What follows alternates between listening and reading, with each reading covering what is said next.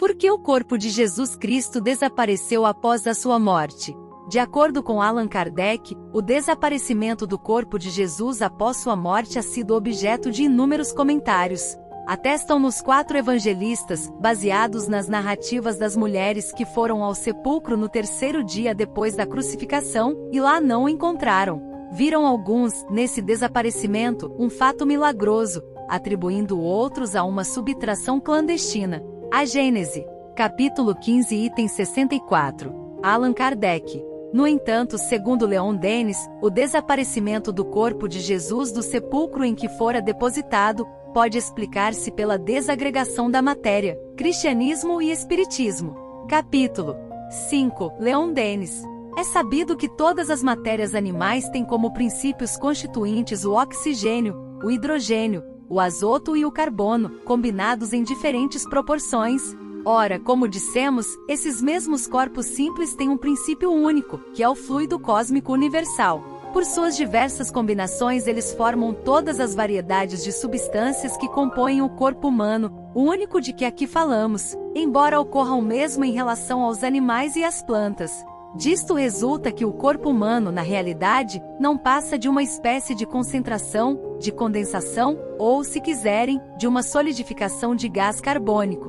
Com efeito, suponhamos a desagregação completa de todas as moléculas do corpo, e reencontraremos o oxigênio, o hidrogênio, o azoto e o carbono. Em outros termos, o corpo será volatilizado. Esses 4 elementos, voltando ao seu estado primitivo, por uma nova e mais completa decomposição, se os nossos meios de análise o permitissem, dariam um fluido cósmico. Esse fluido, sendo o princípio de toda a matéria, é ele mesmo matéria, embora num completo estado de eterização. Revista Espírita, março de 1866. Introdução ao estudo dos fluidos espirituais. Item 7º. Allan Kardec. Tendo por elemento primitivo o fluido cósmico etéreo, a matéria tangível há de ser possível, desagregando-se, voltar ao estado de eterização, do mesmo modo que o diamante, o mais duro dos corpos, pode volatilizar-se em gás impalpável. Na realidade, a solidificação da matéria não é mais do que um estado transitório do fluido universal, que pode volver ao seu estado primitivo, quando deixam de existir as condições de coesão. Quem sabe mesmo se, no estado de tangibilidade, a matéria não é suscetível de adquirir uma espécie de eterização que lhe daria propriedades particulares. Certos fenômenos que parecem autênticos, tenderiam a fazer supô-lo. Ainda não conhecemos senão as fronteiras do mundo invisível. O porvir, sem dúvida, nos reserva o conhecimento de novas leis, que nos permitirão compreender o que se nos conserva em mistério. A Gênese. Capítulo 14, item 6. Allan Kardec. Conforme Eliseu Rigonati, o mistério impenetrável que constituiu o desaparecimento do corpo de Jesus só pôde ser desvendado em nossos dias, através dos ensinamentos e revelações trazidas pelo Espiritismo. Consideremos agora por que o corpo deveria desaparecer. Primeiro, tanto os discípulos como os sacerdotes tomavam as palavras de Jesus ao pé da letra, entendiam-lhe apenas a parte material, sem procurar extrair delas o ensinamento moral ou espiritual que continham.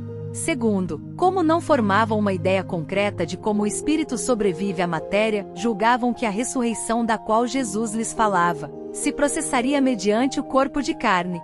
Terceiro, se os discípulos vissem o corpo se dissolvendo no sepulcro e o espírito do mestre materializado ao lado deles, e como não saberiam explicar o fenômeno que hoje o Espiritismo explica muito bem, tomariam o mestre por uma visão, e não creriam no que tinham visto.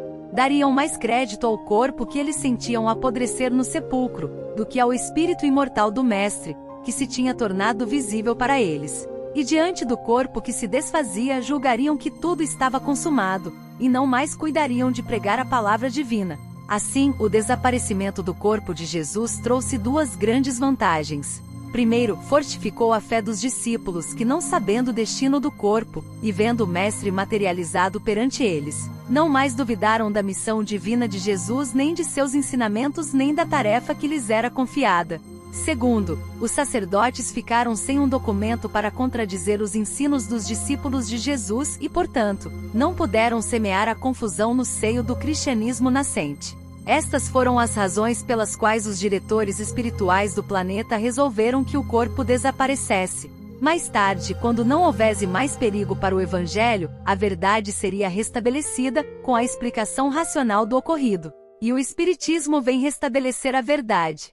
Para compreendermos como se processou o desaparecimento do corpo de Jesus de dentro do túmulo cavado na rocha, e fechado por pesada pedra, e selado pelos sacerdotes, e guardado por soldados romanos, temos de recordar o que é possível fazer-se por meio da mediunidade de efeitos físicos. Sabemos que, utilizando-se desse tipo de mediunidade, os espíritos podem retirar de dentro de um recipiente hermeticamente fechado qualquer coisa que ali se ache, ou colocar dentro dele o que se queira.